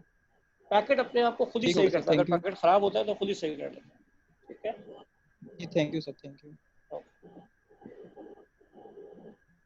अच्छा जी, अब नेटवर्क हम क्यों बनाते हैं, रीजंस क्या हैं या एडवांटेजेस आप कह रहे हैं। रिसोर्स शेयरिंग कर सकता हूँ। कैसे कर सकते हैं रिसोर्स शेयरिंग? फॉर एग्जांपल मेरे पास कोई डेटा है, मेरे पास कोई इन्फॉर्मेशन है, अगर हम सब लोग नेटवर्क पे हैं, मेरे पास है, आपके पास भी भेज सकते हैं। अगर मैं नेटवर्क पे हैं तो हम हार्डवेयर को शेयर कर सकते हैं। फॉर एग्जांपल मेरे पास एक अच्छा हाई स्पीड प्रिंटर लगा हुआ है, वो सब यूज़ कर सकते हैं, या मेरी हार्ड ड्राइव को, मैं आपकी हार्ड ड्राइव को यूज़ कर सकता हूँ। हम सॉफ्टवेयर को यूज़ कर सकते हैं, कोई भी एप्लीकेशन है, अकाउंटिंग एप्लीकेशन, ऐसे कोई भी यूज़ कर सकते हैं। हम सर्विसेज को यूज़ कर सकते हैं, मैंने इंटरनेट सर्विस ली हुई है, हम सब उसको शेयर कर सकते हैं। अगली रीज़न ये है कि सेंट्रलाइज मैनेजमेंट हो जाती है, आपके पास सिक्योरिटी हो जाती है। क्यों? जब हम नेटवर्क बनाते हैं तो फिर हम लॉग ऑन आईडीज़ और पासवर्ड्स भी बनाते हैं, है कि हर कोई नेटवर्क पे नहीं आ सकता, उसके पास लॉग ऑन आईडी होगी, पासवर्ड होगा, वो ही आ सकता है। इसका मतलब है कि लोग ऑथराइज लोग ही आ सकते हैं। फिर एक नेटवर्क जब बना होता है तो उसके अंदर मॉनिटरिंग हो रही होती है कि कब कौन लॉग इन हुआ, कब लॉग आउट हुआ, क्या उसने प्रिंट किया, क्या उसने एक्सेस किया, कितनी देर वो सिस्टम में रहा। इसके अलावा हम ये भी कर सकते हैं कि प्रिंट आउट्स को सेंट्रलाइज कर दें। हर एक को प्रिंटर देने के बजाय एक हमने सेंट्रलाइज प्रिंट आउट का मैकेनिज्म रख दिया है। इसका फ़ायदा ये है कि हर कोई चीज़ें प्रिंट करके ऑफिस से बाहर नहीं ले जा सकता, एक सेंट्रलाइज जगह पे प्रिंट आउट होगा, और अगर आपने कोई ऐसी कॉन्फिडेंशियल इंफॉर्मेशन प्रिंट की तो वहाँ जो लोग बैठे हैं उन्हें पता है कि किसने प्रिंट की है, और अगर लीक होती है तो आप पकड़े जाएंगे। जी बात समझ आती है।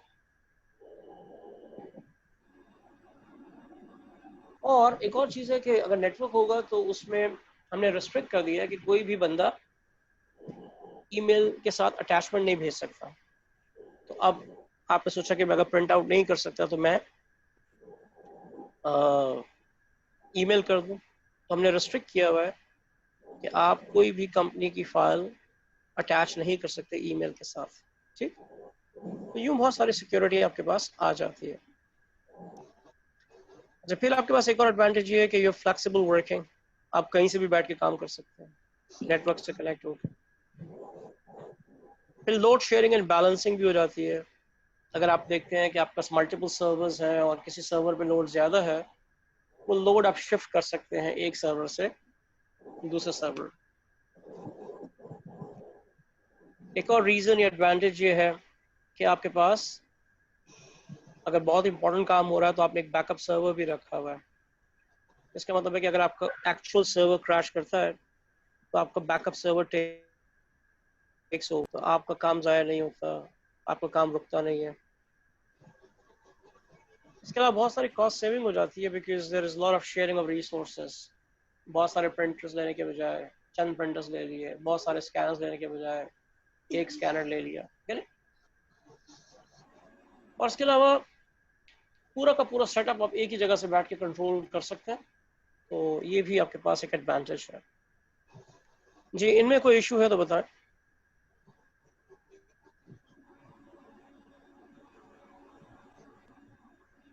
जी एवरीवन? नो सर, सब क्लियर। ग्रेट। अच्छा, अब अगर आपने नेटवर्क बनाना है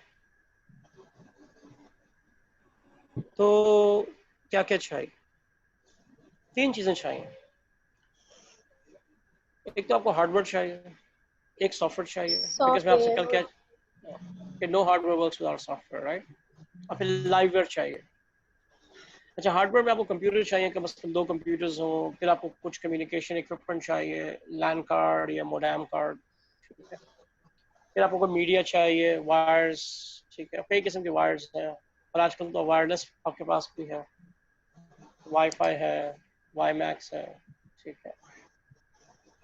फिर आपको कुछ कनेक्टर्स चाहिए होते हैं जो कंप्यूटर में लगाने होते हैं, ठीक है। और हो सकता है कि आपको कुछ एक्स्ट्रा हार्डवेयर चाहिए हो, हब, स्विच, राउटर आजकल आपने देखा है कि हर घर में ही लगा हुआ है। जिससे आप वाईफाई यूज कर रहे होते हैं। फिर आपको सॉफ्टवेयर चाहिए, और यहाँ सॉफ्टवेयर चाहिए उससे हम आमतौर से नॉस कहते हैं, नेटवर्क ऑपरेटिंग सिस्टम। ठीक है जी। तो नेटवर्क ऑपरेटिंग सिस्टम में आपके पास विंडोज एनटी एक ज़माने में खासा पॉपुलर रहा है, यूनिक्स है, लिनक्स है, नोवेल नेटवेयर एक ज़माने में खासा पॉपुलर रहा है, लेंटास्टिक है। तो ये स्पेशलाइज्ड किस्म के सॉफ्टवेयर हैं जो आपको हेल्प करेंगे कि आप अपने हार्डवेयर को एक नेटवर्क में कन्वर्ट कर लें। और फिर तीसरा, आपको नेटवर्क में बनाने के लिए लाइववेयर चाहिए, बंदा चाहिए, कोई नेटवर्क इंजीनियर या नेटवर्क एडमिनिस्ट्रेटर। ठीक जी, यहाँ तक क्लियर? सर जी जी बोलें। सर आजकल सबसे ज्यादा नेटवर्क कौन सा यूज हो रहा होता है नेटवर्किंग के लिए? जैसे आपने अभी बताया Windows NT, Unix, Linux, Novell, इनमें से। देखिए आजकल लोग जो हैं सर्वर्स में ज़्यादा लिनक्स डाल रहे हैं, लिनक्स, और जो बहुत ही हाई एंड मशीन्स हैं उसमें यूनिक्स। आपको पता है यूनिक्स इज बहुत पावरफुल ऑपरेटिंग सिस्टम है, और दुनिया का जो 80% टेलीकम्युनिकेशन नेटवर्क है ना वो यूनिक्स पे चल रहा है, और बड़ी बड़ी चीज़ें यूनिक्स पे चलती हैं। आपके पास international space station, telecommunication network, atomic bombs, nuclear reactors, ये जितने बड़े बड़े सेटअप्स हैं ये यूनिक्स में। अच्छा, आम आदमी के लिए यूनिक्स थोड़ा सा मुश्किल है क्योंकि वो टेक्स्ट बेस्ड है, तो लोग उसको पसंद नहीं करते, तो इसलिए लोग विंडोज़ पे जा रहे होते हैं। लेकिन पीछे आप देखेंगे बड़ी बड़ी जगहों पे यूनिक्स ही लगा हुआ है अभी भी। अच्छा, अब यूनिक्स का जो लिनक्स है ना, टेक्निकली स्पीकिंग ये यूनिक्स का एक GUI फॉर्म है, ग्राफिकल यूजर फॉर्म है। तो अब लिनक्स खासा पॉपुलर होता जा रहा है। तो अब देखते हैं कि बहुत सारी जगहों पे आपको लिनक्स सर्वर्स मिलेंगे। जी, does this answer your question? Yes sir, thank you sir. Okay. अच्छा, टाइप्स ऑफ नेटवर्क, अच्छा 2 दफ़ा पढ़ेंगे आपके टाइप्स ऑफ नेटवर्क। एक पढ़ेंगे बाय आर्किटेक्चर। जी Gulzeb, you have a question? Sir library के बारे में बता दें। सॉरी, पॉइंट सॉफ्टवेयर के बाद आपने लाइब्रेरी बताया, उसके बारे में बता दें। लाइब्रेरी इस बंदा आदमी चाहिए आपको, एक नेटवर्क इंजीनियर या नेटवर्क एडमिनिस्ट्रेटर। सही है? Okay sir, thank you. Okay, तो टाइप्स ऑफ नेटवर्क हम पढ़ेंगे बाय आर्किटेक्चर, और फिर हम आगे पढ़ेंगे types of network by size. ठीक है जी। तो पहले हम पढ़ रहे हैं types of network by architecture. तो आर्किटेक्चर डिजाइन के हवाले से 2 किस्म का हो सकता है, एक तो क्लाइंट सर्वर आर्किटेक्चर और दूसरा है पीयर टू पीयर आर्किटेक्चर। चलिए जी, तो पहले देखें आप client server architecture. Client server नाम में देखें 2 किस्म की मशीन होंगी इसमें, एक सर्वर मशीन होगी और एक क्लाइंट मशीन होगी। इसको बिल्कुल यूं समझें कि ये क्लासरूम की तरह से है जिसमें teacher is the server and students are the clients. तो एक सर्वर है टीचर और बहुत सारे स्टूडेंट्स हैं क्लाइंट्स। तो आप क्लाइंट्स सवाल कर सकते हैं और सर्वर जवाब दे सकते हैं। ठीक जी, ये बात समझ आती है?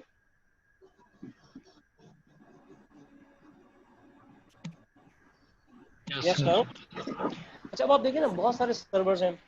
आप आपका फॉर एग्जांपल एक MIS का सर्वर हूँ, मैं हूँ, ठीक है, एक आपका कोई मैथ्स का सर्वर होंगे, कोई आपका कंपनी लॉ के सर्वर होंगे, गेटिंग? तो आप डिफरेंट वक्तों में डिफरेंट सर्वर्स को एक्सेस करते हैं और अपने सवालात करते हैं और आपको जवाबात मिलते हैं। जी, ऐसा होता है?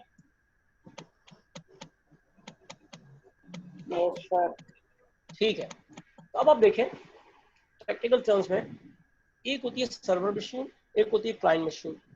तो server machine is the dominating machine, ठीक है ना। बैंक में सर्वर लगा हुआ है, ठीक है, और आप जब बैंक की वेबसाइट पे जाते हैं तो आपकी मशीन उस सर्वर की क्लाइंट बन जाती है। ठीक है, आपका जो कंप्यूटर है, लैपटॉप है, डेस्कटॉप है, वो उस सर्वर का क्लाइंट होता है। ठीक, एवरीवन? अब आपके पास सर्वर मशीन्स पे आप कुछ भी चीज़ डाल रहे हैं। फॉर एग्जांपल कुछ सर्वर मशीन्स हैं जो ईमेल सर्विसेज दे रही हैं, कुछ ऐसे हैं जो गेमिंग सर्वर्स हैं, ठीक है, कुछ वीडियो सर्वर्स हैं, कुछ मूवी सर्वर हैं, कुछ गाना सर्वर है। ये बात समझ आती है? तो कभी मैं ईमेल सर्वर का क्लाइंट, फॉर एग्जांपल मैं हॉटमेल पे जाता हूँ, तो मैं हॉटमेल एक ईमेल है, मैं उस सर्वर का क्लाइंट बन जाता हूँ, वहाँ मेरी ईमेल्स पड़ी हैं, मैं उनको देखता हूँ, भेजता हूँ, रिसीव करता हूँ, करें। तो सर्वर बहुत सारे हो सकते हैं। फॉर एग्जांपल हर इदारे में एक फाइल सर्वर होता है। फाइल सर्वर का काम क्या है कि जितने भी यूजर्स हैं उनकी फाइलें एक जगह पे हम पड़ी होती हैं, सारी फाइलें बनती हैं, वहीं पड़ी होती हैं, शेयर हो सकती हैं, ठीक है। तो उस सर्वर को हम कह सकते हैं फाइल सर्वर। हो सकता है हमारे पास बहुत सारे प्रिंटर्स लगे हुए हैं और हम उन प्रिंटर्स को कंट्रोल करना चाहते हैं, उसके पास हमारे पास प्रिंट सर्वर लगा हुआ है। तो अगर आपने प्रिंटिंग करनी है तो आप प्रिंट सर्वर के क्लाइंट बने और प्रिंटिंग कर लें, ठीक। आपके पास बहुत सारे सर्वर्स होते हैं, बहुत सारी सर्वर मशीन्स होती हैं। आप किसी भी सर्वर मशीन का क्लाइंट बन सकते हैं और जो भी आपको चाहिए उसे आप रिक्वेस्ट कर सकते हैं और वो चीज़ आपको मिल जाएगी। जी, बात समझ आती है? यस सर, आ गई। राइट। अच्छा जी, अब फॉर एग्जाम्पल ये तस्वीर देखें, इससे आपको समझ आ जाएगा। देखिए ये आपका सर्वर है और ये आपके क्लाइंट्स हैं। और फॉर एग्जाम्पल अगर ये ईमेल सर्वर है तो आप इससे कनेक्ट हुए, यहाँ पर आपकी ईमेल्स पड़ी हैं, आप ईमेल्स भेजें, रिसीव करें, जो भी करें, ठीक है। अगर ये फाइल सर्वर है तो यहाँ पर सारी फाइलें पड़ी हैं, वो आप देख सकते हैं, शेयर कर सकते हैं। अगर ये गाना सर्वर है तो आप गाने इस पर डाल सकते हैं, शेयर कर सकते हैं। अगर ये मूवी सर्वर है तो मूवीज। जी, ये बात समझ आ गई?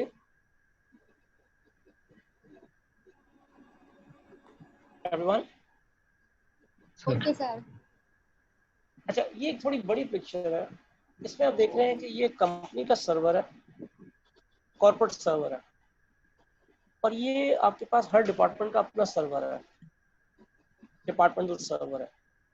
और यहाँ पर क्लाइंट्स हैं, यूजर्स हैं। फॉर एग्जांपल ये मार्केटिंग का सर्वर है, या 4 मार्केटिंग के यूजर्स इससे कनेक्ट हुए हैं और अपना काम कर रहे हैं। ये फाइनेंस का सर्वर है और 4 यूजर कनेक्ट हुए हैं, अपना काम कर रहे हैं। ये प्रोडक्शन का सर्वर है, ये 4 यूजर कनेक्ट हुए हैं, काम कर रहे हैं। यहाँ पर हो ये रहा है कि ये डिपार्टमेंटल सर्वर के क्लाइंट्स हैं, ठीक है। लेकिन ये डिपार्टमेंटल सर्वर जो है, कंपनी का जो मेन सर्वर है, ये उसके क्लाइंट्स हैं। ठीक है ना, मैं आपका टीचर हूँ, मैं आपका सर्वर हूँ, आप मेरे क्लाइंट्स हैं। लेकिन हो सकता है मेरा भी कोई टीचर है, आपने कोई सवाल किया, मुझे नहीं आएगा तो मैं जाके अपने टीचर से पूछूंगा, अपने सर्वर से पूछूंगा। जी एवरीवन? एग्री। राइट, श्योर है जी। अच्छा, अब एक चीज अगर आप समझना चाहें तो मैं बात कर लेता हूँ। एक्चुअली लोग ये कहते हैं कि ये मेरा सर्वर है। आप कभी लोगों से पूछें, किसी बैंक में जाएं, किसी जगह जाएं, तो लोग कहेंगे जो कंप्यूटर रखा हुआ है ये मेरा सर्वर है। इसीलिए आप देखें यहाँ मैंने लिखा हुआ है जो सर्वर है ना, बेसिकली वो सॉफ्टवेयर होता है। हार्डवेयर के लिए हम इस्तेमाल करते हैं ना सर्वर मशीन। नोट करें ऊपर मैंने क्या लिखा है कि आपके पास क्लाइंट सर्वर में 2 किस्म की मशीन्स होती हैं, एक सर्वर मशीन और एक क्लाइंट मशीन, ठीक है। सर्वर मशीन में चल रहा होता है सर्वर सॉफ्टवेयर, सर्वर मशीन में चल रहा होगा सर्वर सॉफ्टवेयर, और क्लाइंट मशीन में चल रहा होगा client software. Yes no? Yes sir. और आम तौर से जब भी हम कोई नेटवर्क बनाते हैं अपने इदारे के अंदर, तो आपको 2 सर्वर चाहिए होते हैं। ये सॉफ्टवेयर की बात हो रही है। एक फाइल सर्वर ताकि मेरी फाइलें समझ जाए, और एक प्रिंट सर्वर ताकि मेरे प्रिंट आउट समझ जाए, ठीक। अब मजे की बात ये कि दोनों सर्वर जो हैं, फाइल सर्वर और प्रिंट सर्वर, सॉफ्टवेयर की बात कर रहा हूँ, ये मैं चाहूँ तो एक ही सर्वर मशीन में डाल सकता हूँ, एक ही हार्डवेयर में डाल सकता हूँ, एक ही कंप्यूटर में डाल सकता हूँ। क्या ये बात समझ आ रही है?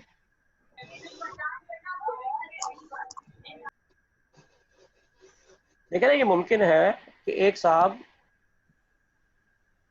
जो मतलब मैथ्स का सॉफ्टवेयर इंस्टॉल हुआ है, उसी बंदे के अंदर स्टैट्स का सॉफ्टवेयर भी इंस्टॉल हो सकता है, यस नो? तो बंदा एक है और उसके अंदर 2 सॉफ्टवेयर इंस्टॉल हुए हैं, यस नो? बिल्कुल। तो इसी तरह से कंप्यूटर में भी हम ये कर सकते हैं कि मुझे एक नेटवर्क बनाने के लिए एक फाइल सर्वर चाहिए ताकि मेरी फाइलें हैंडल हो जाए, और प्रिंट आउट्स को हैंडल करने के लिए प्रिंट सर्वर चाहिए। तो ये 2 सॉफ्टवेयर मैंने एक ही मशीन में डाल लिए हैं। ठीक, मैं चाहूँ तो अलग अलग मशीन में भी डाल सकता हूँ, लेकिन फिर खर्चा ज़्यादा होगा। जी, यहाँ तक चीज़ें क्लियर हैं? Yes sir. सर इसके कोई डिसएडवांटेज तो नहीं है इसका कि हम फाइल और प्रिंट सर्वर एक ही बना दें दोनों? देखिए, इसका डिसएडवांटेज सिर्फ ये है, अगर एक ही बंदा आपको 3 सब्जेक्ट्स पढ़ा रहा है, जिस दिन वो बीमार होगा तो तीनों सब्जेक्ट की क्लासेस नहीं होंगी। बात समझ आती है?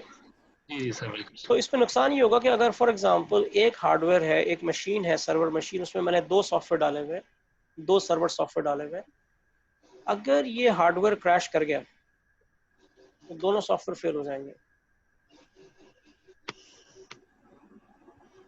जी क्लियर है जी? यस।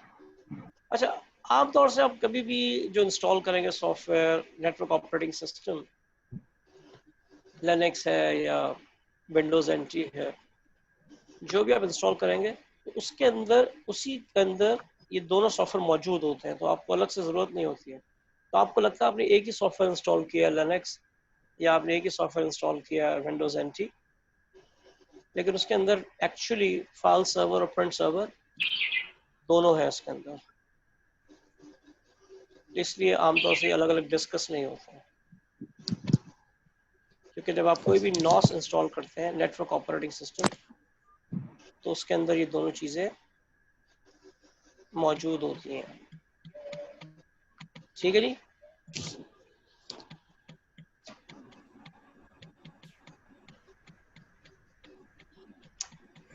ये सारी बड़ी अहम इंफॉर्मेशन है, जब आप नेटवर्क के ऑडिट पर आएंगे तो इसी की बेसिस पे हो रहा होगा। ठीक है, जब हम ऑडिट पे आएंगे ना, वहाँ चीज़ों में टाइम नहीं लगेगा, वहाँ हम सिंपली कहेंगे अच्छा हमने ये चीज़ चेक करनी है, ये चीज़ चेक करनी है। तो इसीलिए I am spending a good time here clarifying these concepts.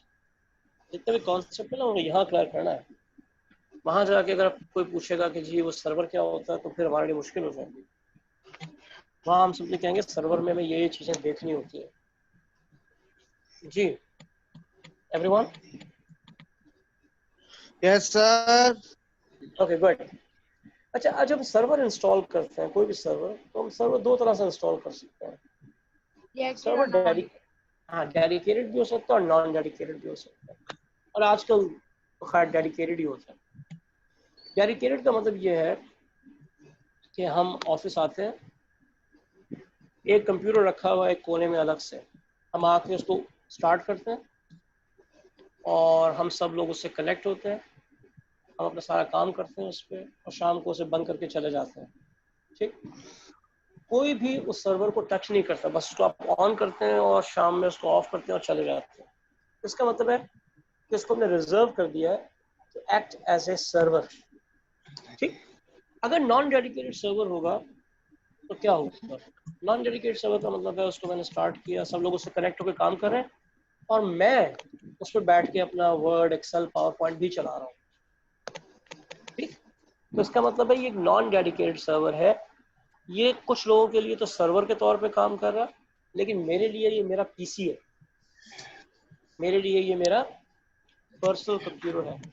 आजकल हम ऐसा नहीं करते हैं, तो छोटी मोटी सी जगह हो तो हम ऐसा कर लेते हैं, लेकिन बड़े सेटअप्स में definitely we always use dedicated server. जी somebody raise hand, क्वेश्चन है जी, बोला।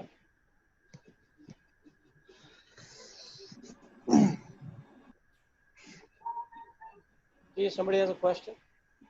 सर ये डेडिकेट और नॉन डेडिकेट डेडिकेट का मतलब है आपने रिजर्व कर दिया उसको एक ही काम के लिए, और नॉन डेडिकेटेड का मतलब है कि आप उसको सर्वर के तौर पे भी, और यानी कुछ लोगों के लिए वो सर्वर के तौर पे काम कर रहा है और हम में से एक बंदा उस पर बैठ के अपना पर्सनल काम भी कर रहा होता है उस पर। तो इसका मतलब है कि वो सर्वर कुछ लोगों के लिए सर्वर के तौर पे एक्ट कर रहा है और एक बंदे के लिए पीसी के तौर पे एक्ट कर रहा है। Okay sir. राइट। अच्छा जी, ये बात मैं आपसे कह चुका हूँ, क्लाइंट एप्लीकेशन और सर्वर एप्लीकेशन। जो सर्वर पे प्रोग्राम चल रहे हैं वो सर्वर एप्लीकेशंस हैं, जो क्लाइंट पे चल रहे हैं वो क्लाइंट एप्लीकेशंस हैं। ठीक जी, somebody raise hand। जी कैलफैन, कोई क्वेश्चन है आपका? सर मेरा क्वेश्चन ये है कि प्रोटोकॉल की एग्जांपल में एंटीवायरस आ सकता है, क्योंकि इट इज सपोज। जी बोले बोले बोले।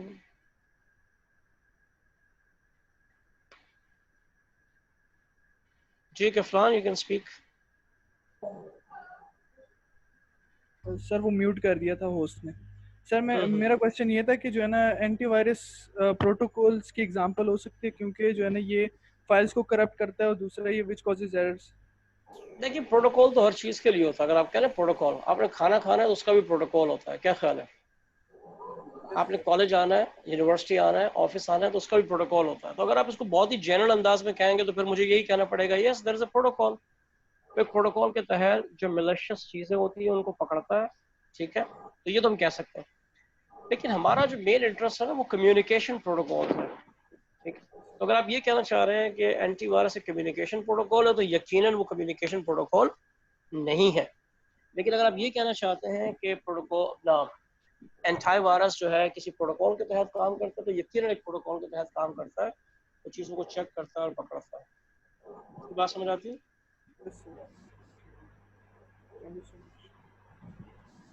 ठीक है फलान, are you getting the answer?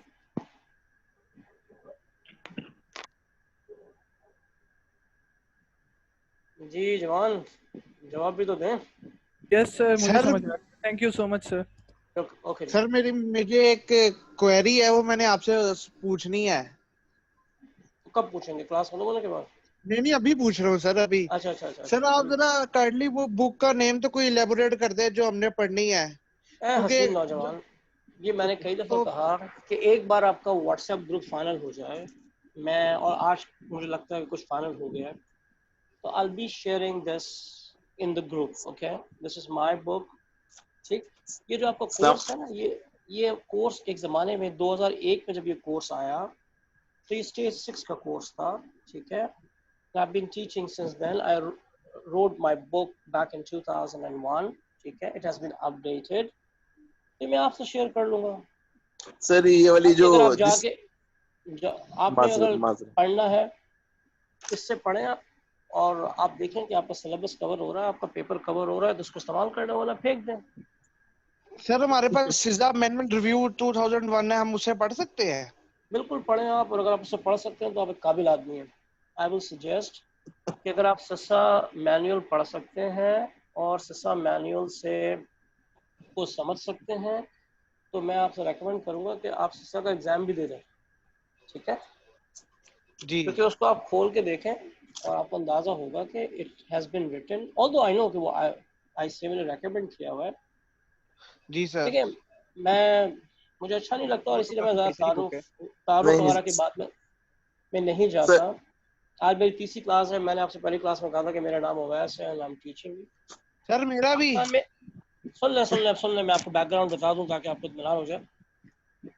Pakistan में I did my CISA back in 1999, ठीक है। तो पाकिस्तान में 5-6 लोग थे, तो मेरा ये, और मैं सिसा पढ़ाता भी रहा हूँ 8-10 साल, ठीक। मेरा नहीं ख्याल कि आप लोग जिस लेवल पर हैं बिजनेस के लेवल पे आप सिसा का मैनुअल पढ़ सकते हैं। I always disagree. मुझे कभी भी बोले, मैं इस चीज़ को मान ही नहीं सकता कि आप उसका लेवल, उसकी टेक्निकलिटीज, उसके पॉइंट्स, उसकी लैंग्वेज समझ सकते हैं, ठीक है। मुश्किल है सर, ठीक है ना। तो इसीलिए मैंने एक आसान चीज़ आपके लिए बनाई है, बाकी आपकी मर्जी है, आप इसको यूज करें उसको यूज करें। ठीक है सर, आपको जैसे इजी लगे।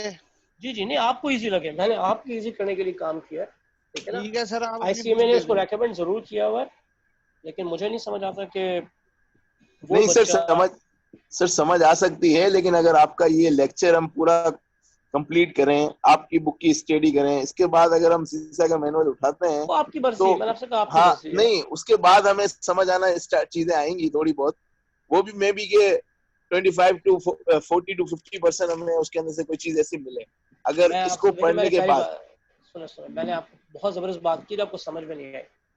मैंने ये कहा कि अगर आप सीसा का मैनुअल समझ सकते हैं, चाहे मेरे लेक्चर के बाद चाहे किसी भी तरह से, तो मैं आपको रेकमेंड करूंगा कि आप सीसा का एग्जाम देते हैं और दुनिया की बेहतरीन क्वालिफिकेशन ले लें। सर वो तो बहुत, उसके अंदर तो बहुत लेंदी चीजें हैं सर, उसकी तो बुक उठाने के अंदर पूरा का पूरा मैनुअल रेकमेंड किया हुआ ना, यही तो पॉइंट आप उठा कर देखिए।